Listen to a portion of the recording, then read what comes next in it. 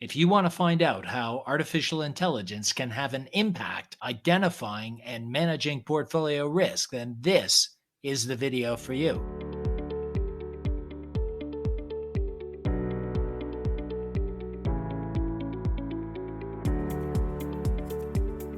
Hello, and welcome to Season 3, Episode 4 of PeerPoint Perspectives, the Art of Securities Finance. I'm your host, Roy Zimmerhansl, and practice lead at PeerPoint. This season, the focus is on technology, the improvements, the current and coming changes, and the disruptors that are shaping the future of the business. The genesis for this show was a LinkedIn blog post that I did on the collapse of Wirecard. That post reached and triggered a response from an old contact of mine from prime brokerage days, and he's one of today's guests. He let me know that their system had flagged up Wirecard as a potential problem long before the collapse. The key thing is that the red flags weren't as a result of good investigative work or whistleblowing or even number crunching by analysts. It was as a direct result of artificial intelligence. That grabbed my attention. He showed me various reports flagging up Wirecard as a problem at regular intervals.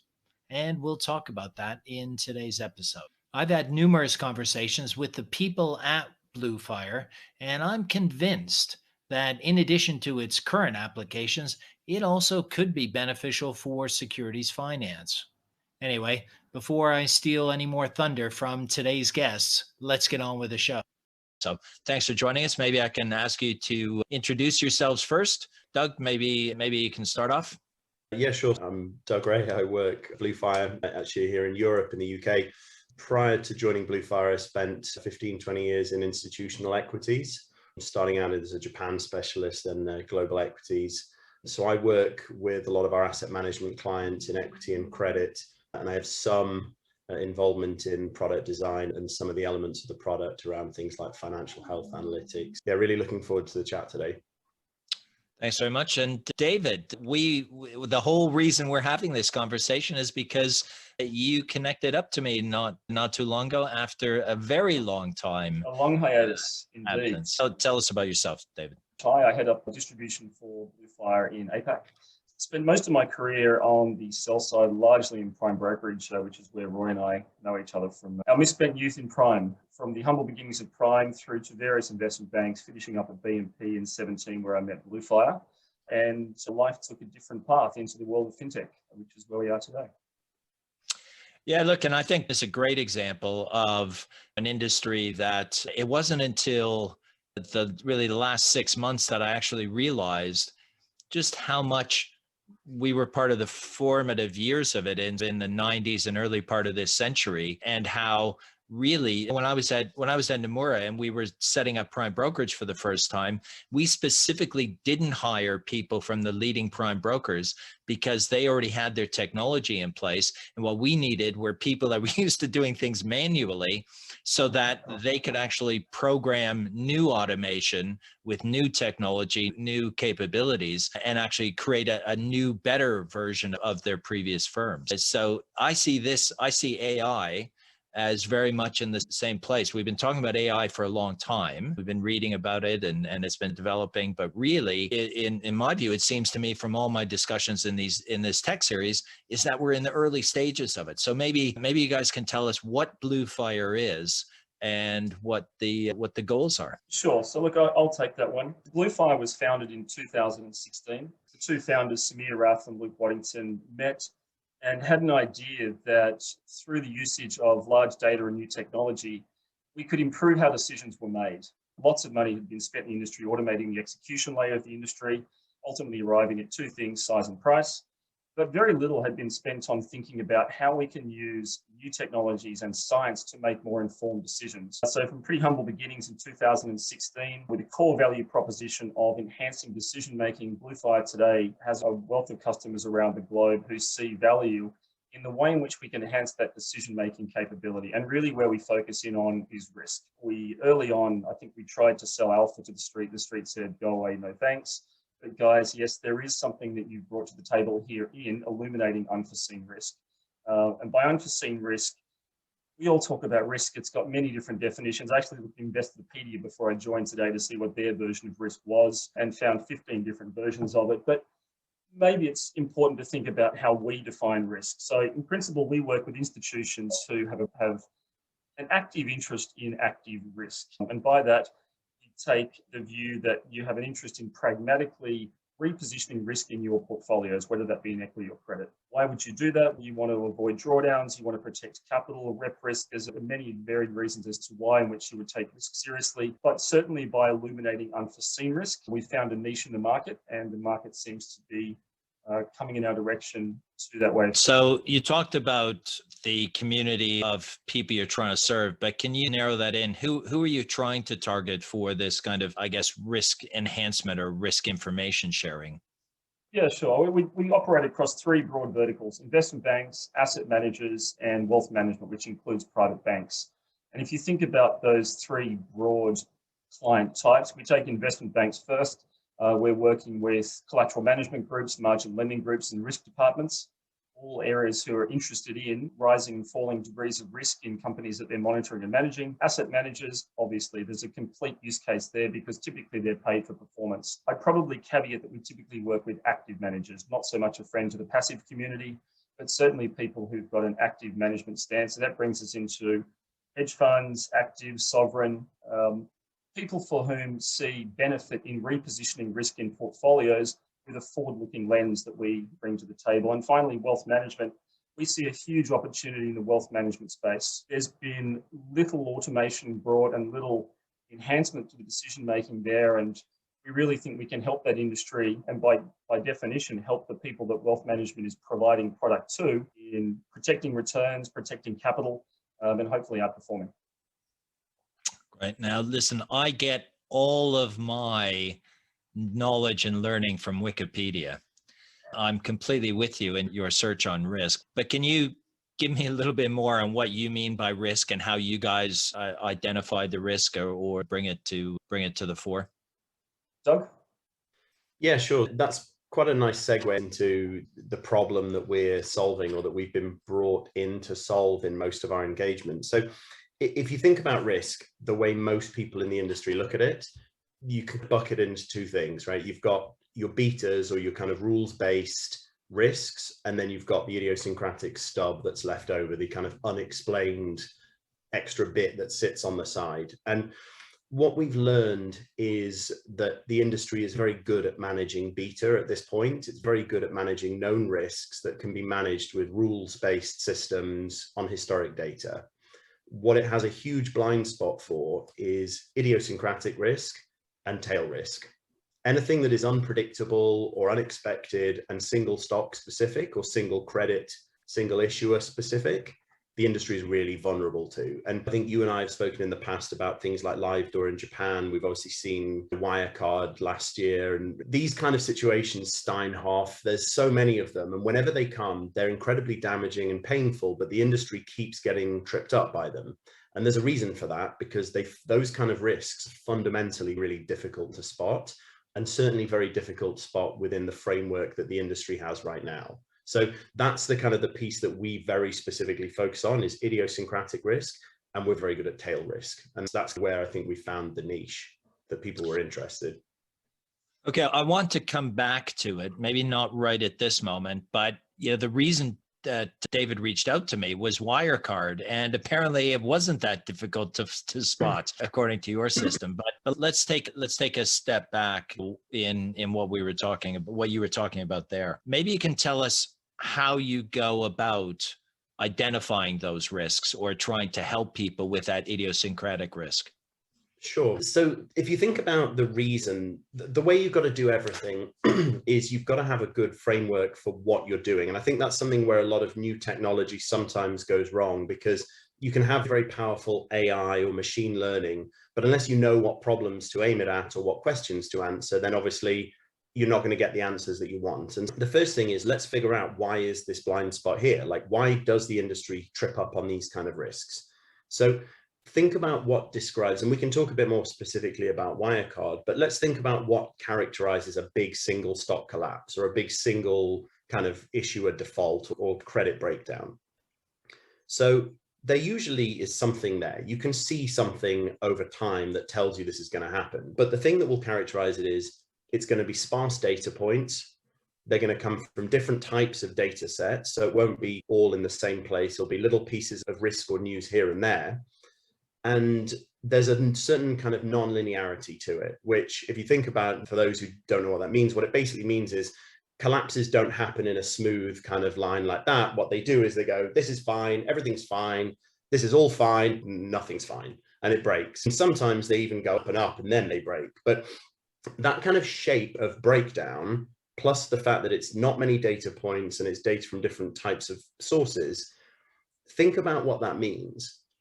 The way a traditional quant model or a quant department, the way our entire quant industry is set up, literally you couldn't design something that is more kryptonite to that kind of setup, because the way the industry looks at quant is lots of data points that can be nicely structured together, and then they have a smooth alpha curve or a play out that you can model and you can then trade around or position around. And so these kind of, the way these things happen just doesn't work with the quant industry. And these are skill sets that almost no one in the industry has. And in fact, very few people in the world have. And we know because we've had to go and source or build new mathematics and new skill sets to deal with them, but they're in very short supply on the quant side. The industry does have some tools that can deal with those kind of problems, and they're called human beings. So experienced analysts and PMs and fund managers and risk managers and traders, that's what the human brain does. It naturally can deal with not many data points, with lots of different types of data points, and they can understand that non-linearity, that feeling of, oh, I feel like there's a cluster of badness growing on this thing that makes me nervous. Like, human brains can deal with that. They can think in that way. But the industry has obviously been firing everyone or juniorizing, or the people that are left are so drowning in information and the complexity and volume of information and data is so high, they just can't cope with the volume of these things happening. So what we've basically done is tried to solve both of those problems, which is the industry needs something that sits in between human and machine. And it needs either a way to augment humans to allow them to have the scale and the capacity of a machine to look at volumes of information and to help them cope with and apply their natural thought process to thousands of stocks instead of what's the average industry analyst coverage, 15, 20 stocks. Imagine if your analyst with 20, 30 years experience could cover 100 stocks or 500 stocks. So that's one approach. Or can we take the quant model and apply, this is where you're really applying genuine AI. And we can talk more about what that means, but can we take it from a kind of blunt instrument, high leverage equals bad, to, or like tech equals good, energy equals bad? Can we take it from something as rudimentary as that to something that's just much more nuanced, that has some element of the way a human would look at stocks and can understand and think in a different way? And so that little space in between that's where we live. That's where we spend our entire life. And I can talk more about the nuts and bolts of how we do it, but that conceptually is the first step. That's where we've got. So maybe from that kind of high level explanation, maybe we can actually look at Wirecard as an example and take us through that.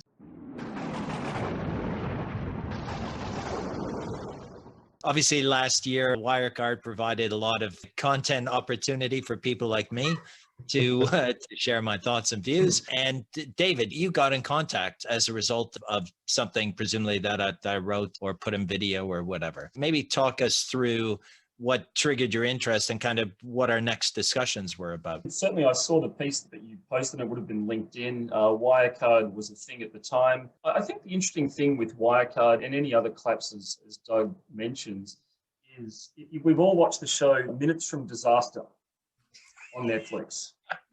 So I look at these events as one of those zoomed out views of what happened to the plane before it took off, as it got into the air, people are comfortable, everything's fine, and then everything's not fine. And Doug alluded to this before, but having been at this now for years, when we look across the vast array of collapses that we've been performant in picking up on, it does seem to be that consistent moments from disaster piece that occurs. It's not always the same, but the way in which we pull a company apart is through 4 distinct lenses: forensic accounting, balance sheet cash flows, behavioral profiling, market data analytics, and event extraction from news. Looking at a company through those 4 lenses, we do find that there's uniformity in collapse.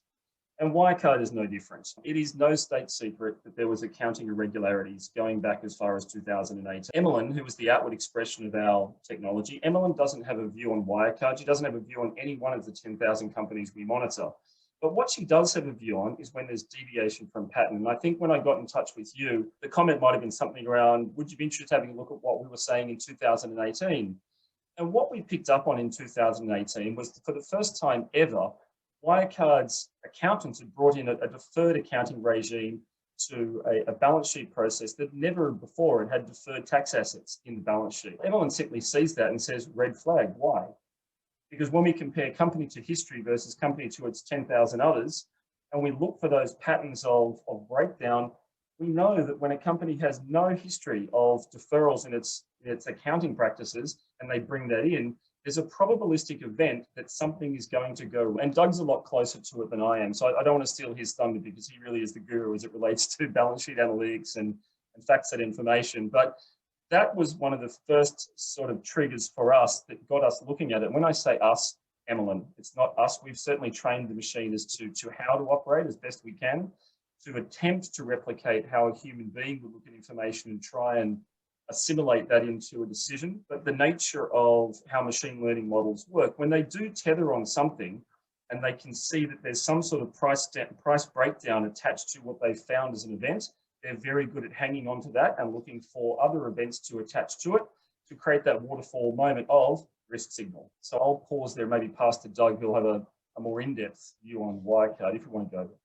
Yeah, I mean, Doug, let's carry on with that, because that is interesting. So someone that was actually following Wirecard, an analyst, might actually have seen that and just go, oh, that's interesting. And so it is that kind of parallel between what a human does and what a machine can do. So maybe pick up the story here. To finish off briefly, just my observation on that.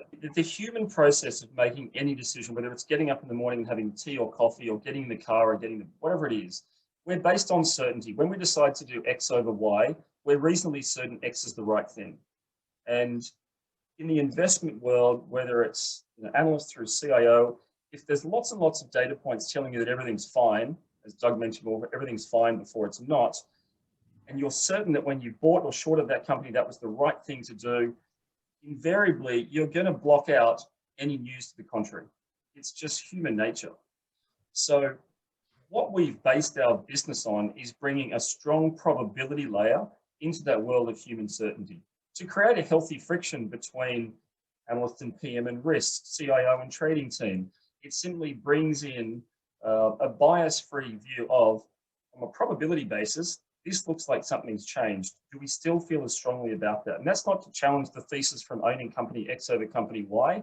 It's simply to say that, do we feel comfortable with the risk allocated to X over Y based on this new information that is often discounted in a non-machine framework? Yeah, I think that's a good outline. Doug, do you want to carry on? Yeah. So Wirecard to me is just a really great example of why we do what we do and why we're good at what we do. And the way Wirecard played out is really classical. And as David said, the pattern of collapse in a company it's a bit like that kind of saying about history, right? It doesn't repeat, but it rhymes. Like the pattern of collapse in a company is, David and I live and breathe company collapses like day in, day out. So there's a rhythm, there's a shape to them that is so predictable. And it usually crystallizes into one of 2 or 3 events, which is like a kind of earnings or dividend collapse, an asset impairment, cap structure event, or like a rep risk or fraud or a scandal. And there's really, the way I think of it is like a pinball game. So the ball goes up and it pings around and it falls through one of those 4 slots when it actually collapses. But as the ball is pinging around at the top, there are a lot of different targets it can hit that will flash a light or make a sound.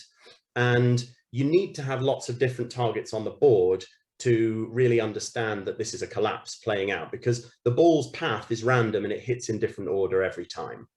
And when I was talking about the fact that we look at different data sets and sparse data points, I'll tell you exactly what we saw in Wirecard and how that played out, and it'll give you a really good example of what this looks like for real. So for those who followed this company, obviously Dan McCrum at the FT was writing about it from 2015 onwards, and it was very obvious there was something going on in this company. And like a lot of roll-ups where you have constant mergers, acquisitions, and you're washing the core value of the company and it's getting bigger and you don't know how much of that is real, and it's growing and everyone's happy because it's going up, and everyone either owns it because they like the leverage and they like the outsized growth, or frankly, they just have to own it because it's a peer group problem or a benchmark problem. So everybody owns it, and some people know there's a problem, but no one cares. There's a point through 2017-18 where our fundamental red flags started to ping. And as David said, that's things like changes in accounting practice and behavior, abnormalities, things that just look statistically abnormal within the pattern of what's going on in the accounts. And at the same time, we actually saw a little bit of selling by conviction equity holders. So equity holders who had traditionally been overweight the name relative to benchmark had started to take money out of it. So there's a slight softening in the cap table, and there's fundamental red flags, 2 or 3 of them. But no one cares, right? The company's going up and up. At that point, and to mix metaphors or jump metaphors, which I know I'm guilty of, I sometimes think of it also like a Venus flytrap. Like the Venus flytrap is open, the fly lands on it, it wanders around, and it doesn't close until it triggers it the second time, and then it closes. And that's often what you get. So the company has a trigger, it's open. You've got this gaping maw of a company where there's accounting irregularities. And those who are in the ESG kind of framework, obviously talk about things like the MSCI accounting indices. So the ESG scores for Wirecard were fine. They were like, it's okay, into the collapse. But the granular accounting quality score was very bad, but it was very bad for a very long time. And this is a super important point. Companies that have collapses, as I said, are non-linear. So they often have problems that are there for a very long time that no one cares about. And so it's not about finding problems that are actually that hard to find, because everyone who knows anything about Wirecard knew the accounting was a little bit questionable. The key to all of this is knowing when should you actually do something about that? When should you care about it? And this industry, as I said, like with no returns out there and no inflation and no growth, companies that lever up, it's a good thing, right? Because they outgrow, they generate returns. So people actively want to hold those companies until they don't. So this timing piece is really important. And Wirecard, the way that played out was as follows. You had the pre-existing accounting flags, you had some weakening in conviction, you then had some selling by large bondholders. So those are the 3 pieces that kind of tell you your jaws are open. You then have abnormal short pressure and short clustering, which obviously comes in around the time of the Zatara short attack. Because we're looking at treasury exhaust data on shorts, we can see that abnormality, so we pick that up. Then obviously the machine reading algorithms pick up all the event news around the Zatara short issue and the kind of the tensions around short selling and the short selling ban in the company. So you follow that narrative and you see a surge and a cluster of event risk. What's interesting is that after the collapse of that, you then see smart money equity holders sell the company. They reduce their exposure. So those who are outperformance equity fund managers who own the name remove money out of the cap table in the aftermath of that. So if you remember, it did that kind of boom and then it V-shaped. In that, you saw smart money coming out. Then what you have is the kind of the little run. Then you have the event spike around the fraud. That, I mean, does come out of nowhere. Realistically, there's no easy way to see that is coming. But obviously we catch it like everybody does because we can read and the algorithms can read like a human being. But you catch that, then you see more smart money selling. Then as it's running and stabilized for months and months, a resurgence of event risk, and you see a breakdown in leading analyst forecasts. So take the analysts on the sell side who are historically accurate on the name, which means they're probably close to management or they're just very good at their job. Their forecasts relative to everyone else start to deteriorate and drop off. So what you then see is the behavioral framework around this company and the market construct around the company is eroding.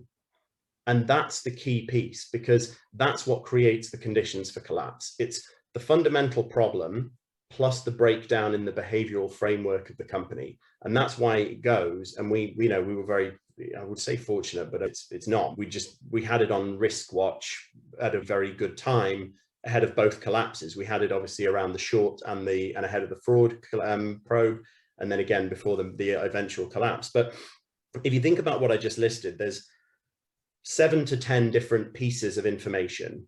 Think of each one as one of the targets on our pinball game. So short pressure triggers once over 2 or 3 years. Analyst leader breakdown, let's say once or twice over a couple of years. Financial accruals and accounting flags, couple of those. Conviction selling, smart money selling, bond selling, event risk, 2 or 3 of those. So what I've got is, let's say 7 to 10 different triggers, but they all come from different parts of the kind of information that I could be monitoring around that company. And as I describe it to you and David and I as human beings, and anyone listening who's ever looked at a company, that totally makes sense. If I say to you, bad news comes out, company collapses, smart money holders get out, you would be like, well, that's not good. That is a common sense way of looking at a company. And that's what we do. So that's what we do. And it sounds prosaic and it's not super complicated. It's actually very simple.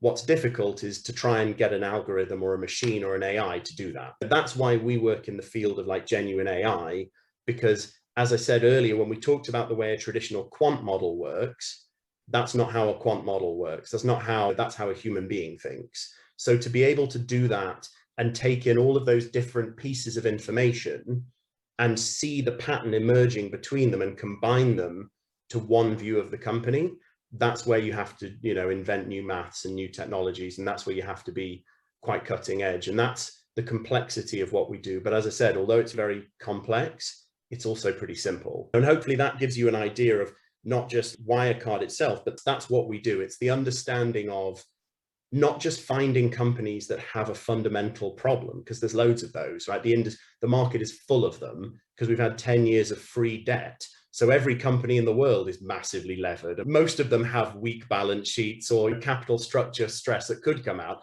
The key point is you can't just not be positioned in any company. You need to know which ones are safer than others and which ones should I do something about. So that's an interesting point to look at. So first of all, before I dig into that, you've talked so far, both of you, about equities and credit, right? Because you're talking about the company level. Is that take us down your thinking of equities and fixed income to see whether there's a difference in approach or view? Yeah, so equities obviously they're not easier, but obviously equities, you have a live mark-to-market print. So you can see for a start, there's obviously market data and market analytics you can run in equity because the volume of available data is much higher. And you can also obviously train models against equity playout because there's an observable variable to train against. And equity is a good starting point. I think for that reason, there's been a lot more automation, a lot more AI machine learning application in equity than there has in credit. I think it's fair to say the credit world, it hasn't had as much of this kind of technology brought to play in it as equity has. And that's something we hear from a lot of clients and peers in the industry.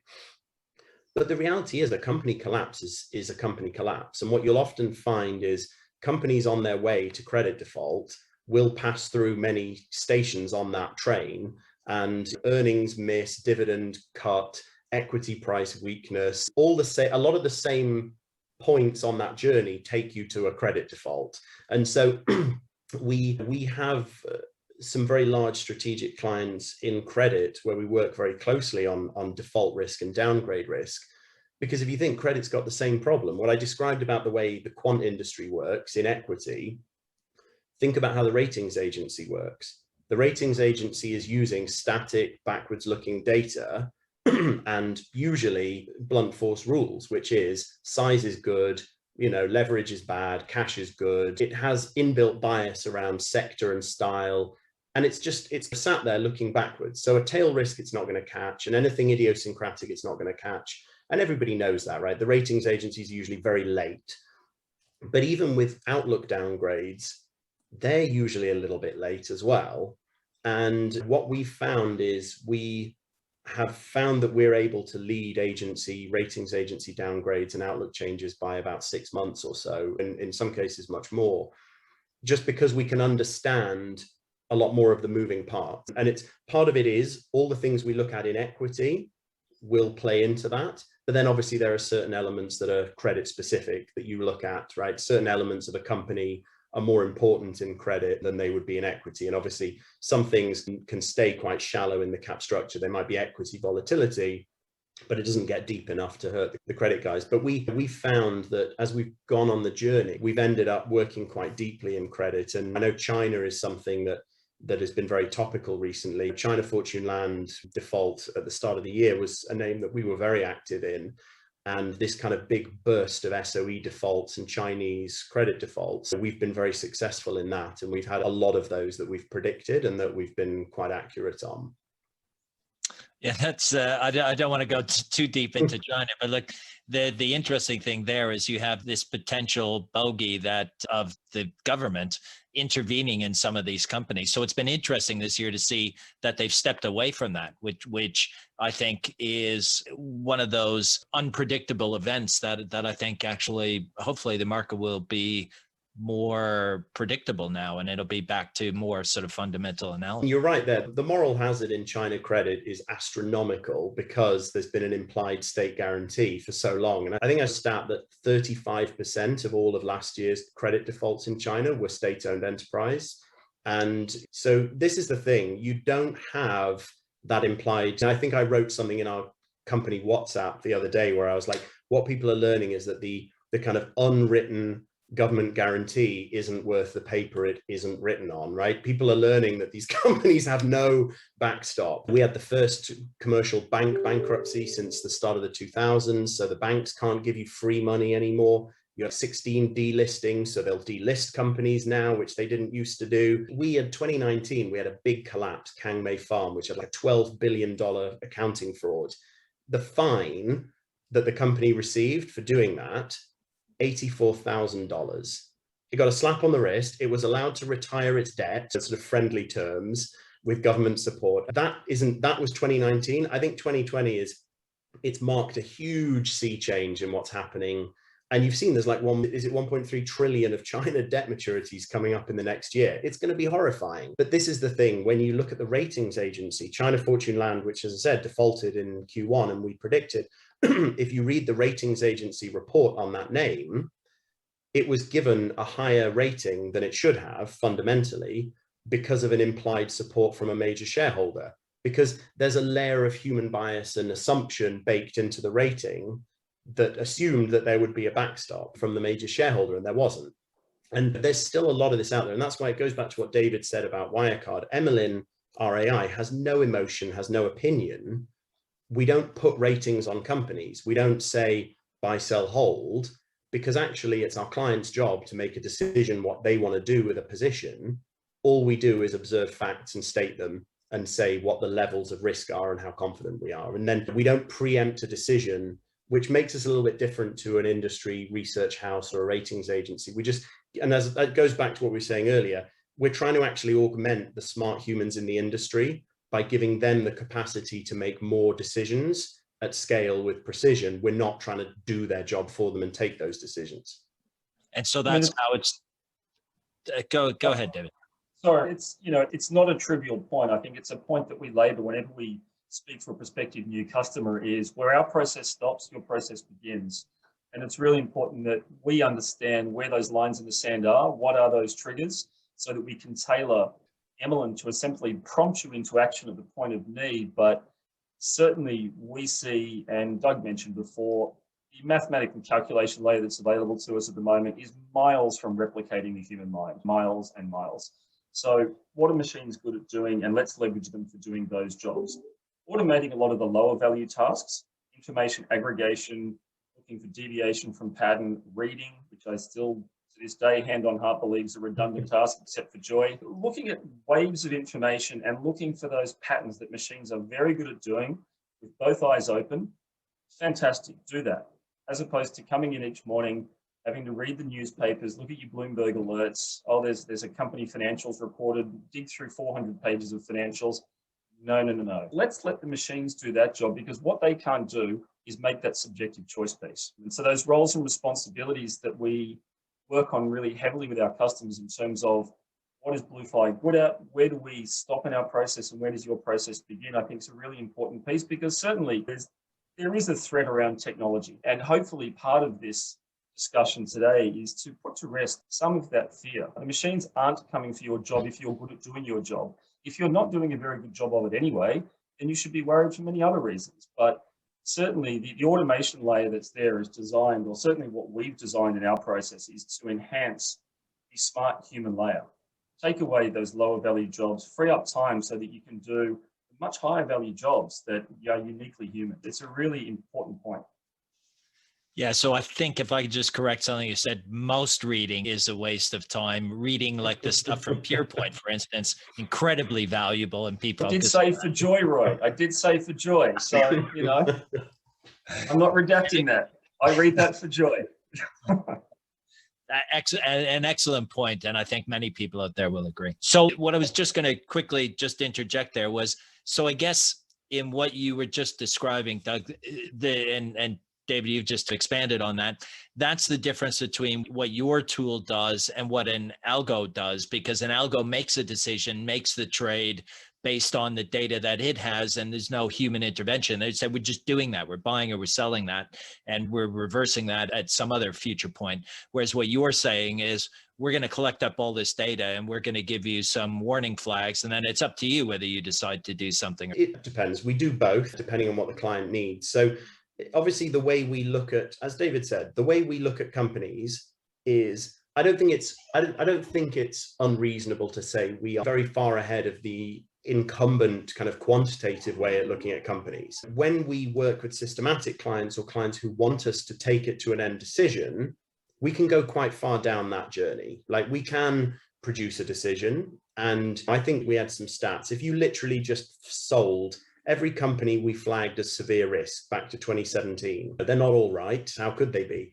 But if you just sold every single one of them, the average annualized return on those would be 15.8% negative, index adjusted. That's a phenomenally good short book. If you just literally, and we've had 30,000 odd downgrades back to 2017 on our universe. So what we're saying is that if you just blindly followed us, there is value, and statistically there's an accuracy that you can rely on our flags and our risk status quite heavily. But it's more, I think, that most humans and most people in the industry aren't ready for that. It's like autonomous driving. The industry could produce self-driving cars tomorrow, but people don't want that. They're not ready. They want to have a hand on a steering wheel. They want to have a manual over. And we have some clients where they are hungry to go further down that road, and they want to go further. And we do deliver systematically into client strategies that use us that way.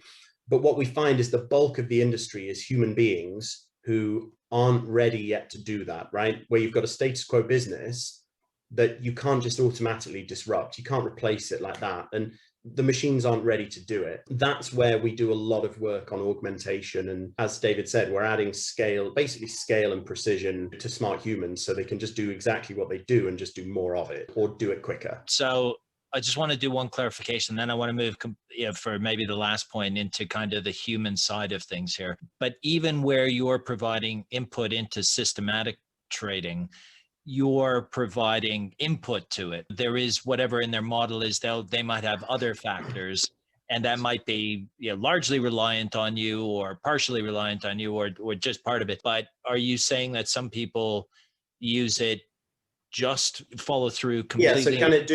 Yeah, so most of our systematic clients, it will be used as, think of it almost like a factor for idiosyncratic risk. So when you're looking at Axioma or Barra and you've got that unexplained little stub, imagine that we're just one line, one column in the spreadsheet that fills that gap. So you actually have something in there that you know what to do. And so we feed systematic processes that have lots of different inputs. We do, however, have, as part of our business, there is a US absolute return strategy that has been created running purely on our models. And that is, purely run just from our risk frameworks and our view of companies, our asset selection. And that fund, I think, did about 20% last year, and it outperformed both hedge fund returns, industry proxy, and the S&P quite handily, because it's able to manage a very high volume of ideas. But no human analyst can do 500 active ideas at any time.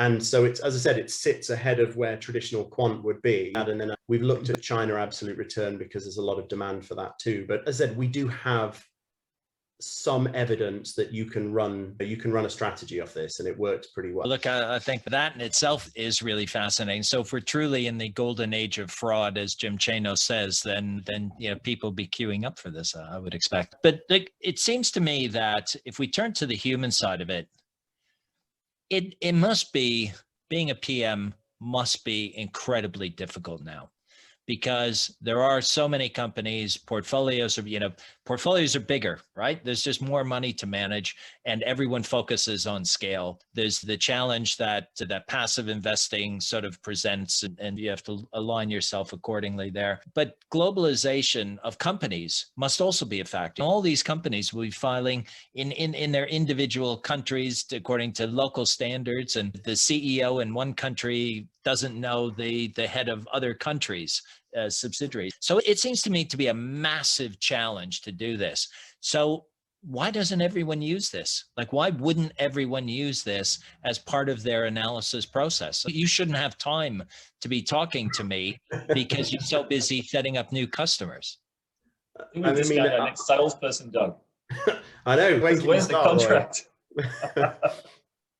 I mean, look, I'll let David talk a little bit more about this, because David works on the distribution side and is very active in probably selling into one of the more fundamental and traditional markets on earth. But what I will say is, it's undeniable we are extremely busy. Our coverage of companies has skyrocketed over the last year. What we saw was, I think that 2020 marked a big turning point for a lot of people, because I think up until 2020, a lot of people were very reluctant. There was a lot of innovation theater going on. A lot of people wanted to do AI or do machine learning. And what that meant was doing workshops on it or giving talks and webinars. But really, what people wanted to do with technology was automate the middle and back office, make the process faster and cheaper, do the front end, have a shiny website, customer acquisition, customer journey. But the core product, the core business of decision-making, of investment manufacturing, risk management, positioning, the actual core risk decision has been left alone for a very long time. Because let's be honest, what's the capital markets founding principle? It's the belief that smart humans can outperform the market. So to bring a machine into that is almost sacrilege to a lot of people, and it strikes very deep, and it's quite visceral change to try and involve machines in that, which is why, let's be honest, most firms that have quant and fundamental almost run them in parallel. If we're honest, they're not really mixing that much because of that core belief. I think 2020 shook up a lot of people because the quant models all broke and the humans broke too. Because it's fine if you've got a portfolio of 100 companies and you've got one Wirecard every 5 years, or you've got 2 or 3 Volkswagens, or like volatile companies with a lot of noise and movement. If suddenly you've got 10, 20, 30 of those companies, or 20 or 30 potential Wirecards, and you don't know which one is which, you can't deal with that. And I think the fundamental breakdown and the shock people got in Q1 of last year, where they didn't even know where the risk was in the portfolio and none of their quant tools could help them, made people realize that this ring-fenced old business that has been left alone, it has to change and it has to be investigated and innovated. And I think, certainly over here in Europe, what I've seen is, and we did a residency with the Investment Association and we work quite closely with UK Asset Management. There's a real change in mentality where people are much more willing to bring machine intelligence into kind of investment decision-making and risk. And so if we try and speak to you in 6 months, 12 months, at the rate things are going, we are very busy. As I said, we are seeing just the very beginnings of tech finally breaking into the stronghold of human decision making, and finding that balance and the way that works. It's not easy, and it takes a lot of time and a lot of finesse. And maybe David can talk a bit more, because I think obviously Australia is probably one of the most traditional kind of human driven asset management and banking markets. And I know David obviously works distribution there, so maybe you can talk a bit more about what that process is and how you go through that. Yeah, David, before I do that, I should actually just let viewers know that it has taken us months to get this time scheduled. So I wasn't suggesting that you weren't busy. So I want to be clear about that. But we've been talking about this for a long time, and it's been a challenge. It's been a challenge to schedule. So David, over to you. Humans, who wants them? Humans, well, everyone, and sadly I am one. Can't get away from that. I'm looking for my digital double, but haven't found him yet. Yeah, the sale process, I think I was the first salesperson to join the company in 2017. So I've seen what that journey's been like, what the product has looked like from then through to now, what the conversations have been from the very early days through to now. And I think we didn't do well enough at defining the problem early on, and we really hadn't got market fit and the product type, and we really had to think. And any fintech who might be watching this, I would encourage you to think long and hard about what is that problem you're solving. Be rigorous, be ruthless around defining it, because we tried to sell many things early on. And I can remember a very specific meeting in Melbourne, and we just got slapped and go, guys, go away. You're trying to sell us 10 different things here. Just forget about it. All too hard. So we've gotten really good at defining what the problem is and where we play into that. And the whole idea that digital innovation has to involve an entire enterprise-wide change. No, fintech should be about improving one thing, making one small thing better. We use the analogy of the wheel. Take out a steel spoke, change it with a carbon fiber bladed spoke, wheel moves a bit quicker. We're about changing spokes. Australia is an interesting one. It's a market that really didn't suffer in the GFC. And so very early on, when we were trying to push a risk business in this country, I think we had 138 no's in the row that said, we look at our profile throughout the GFC, we've got a great risk process. Obviously, recent experience has probably challenged that, and we've been called back into a number of discussions, which is great. We're lucky enough to have a very large asset manager in Australia partner with us, and we're really fortunate to have them on board because we've learned a lot from that engagement as well. But not to go too deep into it, what I do see is that 2020 was transformative. I like to say the analogy, up to that point, I was always making outbound calls. Now my phone rings, which is a really fortunate place to be when I'm stuck in these four walls every day. But I think the street is coming to the idea, and maybe that's because they've tried to develop what we've done and what other fintech have tried to do as well. And whatever degrees of success they've had with that, maybe they remember a conversation with BlueFire and say, we've just spent millions of dollars trying to automate this. We didn't know what question to ask of the data. We don't want to aggregate the data. The classifiers are all wrong. Hey, let's get BlueFire back because it sounded like they had something way back when. And those conversations now seem to have a lot more legs to them. I think one of the other changes that we've seen is the propensity for a lot of the sell-side platforms to look to partner with fintech in dashboard availabilities to their own customers. That seems to be a trend that is accelerating. We first heard the rumors around that in 2019. Some of the custodians were looking at what other value-add sources they could provide to their custody clients. Where we sit today, there's active conversations going on around the world as to how BlueFire will plug into dashboards that banks, custodians, exchanges, and data providers will offer out to their customers, which is a really exciting phase for us to be involved in as well, because BlueFire is never going to solve all the problem, but we're very good at that unforeseen risk piece. And it's nice to have a conversation with someone who's open and go, hey, this is actually quite cool what you guys are doing. I can see how that would fit into my business. So it does seem it's a more open discussion. And I think the other element there that can't be underestimated is human nature is no one likes to be first. Roll back to 2017, who's BlueFire? No one's ever heard of us. A very difficult business card to try and get out the door. 2021, there's a little bit of profile starting to grow. And I'm thankful again for your time today, Roy, to help move that forward just a little bit again. But it can't be underestimated that the industry doesn't like change. It's allergic to new, and that's just a function of human nature. And we have to be sensitive to that. We've all had to get our heads around that as we've worked in the business, because we are in the business of inventing new. And sometimes that's a difficult and awkward process for us internally, because there are these rigorous debates around, is this the right or the wrong thing to do? And some of those arguments internally are pretty heated because we're passionate about getting it right. We have to get it right. We don't there's a saying internal, no plan B, but we have to get this right. It's important to us, and we're beholden to getting it right for our customers because we see it's important.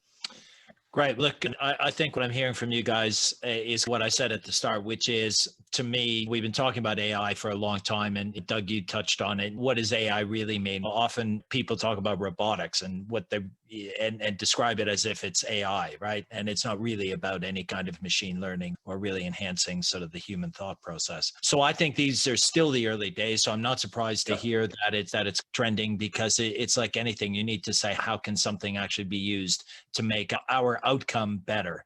And that comes through use cases. And I've coined this phrase, people have heard me use it. People talk about wanting to innovate, and they don't really want to innovate. What they want to do is latervate. They want someone else to innovate, prove that it works, and then they'll do it later. So I think that's it. And again, you mentioned LinkedIn. There was something on LinkedIn where someone commented that you can tell when someone's old because they don't want to innovate.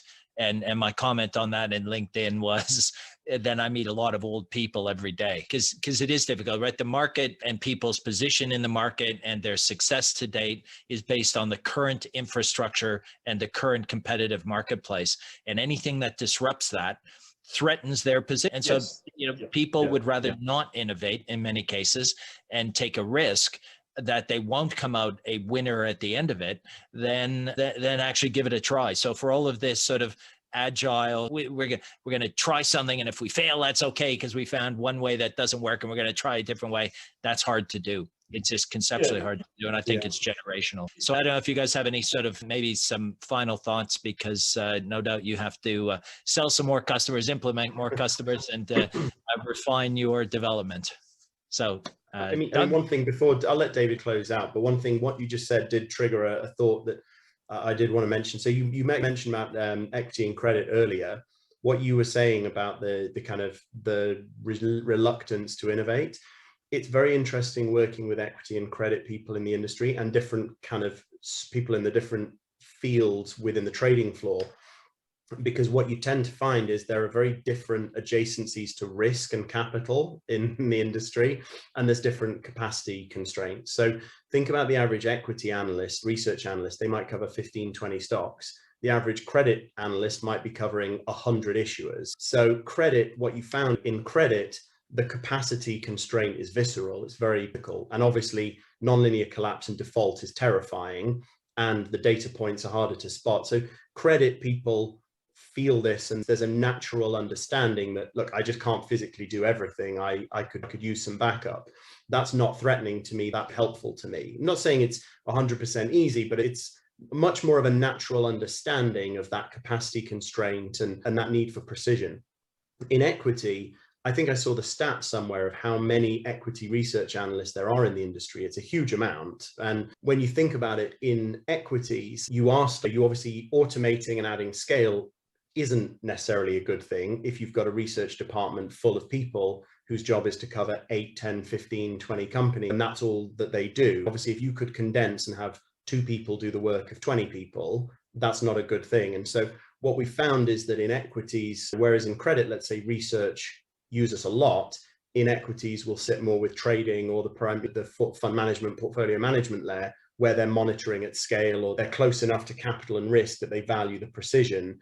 But it is very different throughout the industry, place by place. It really depends. Like you said, people will feel more or less threatened by innovation, depending on effectively what their capacity is and how hard the connection is between them and real capital or real risk and returns.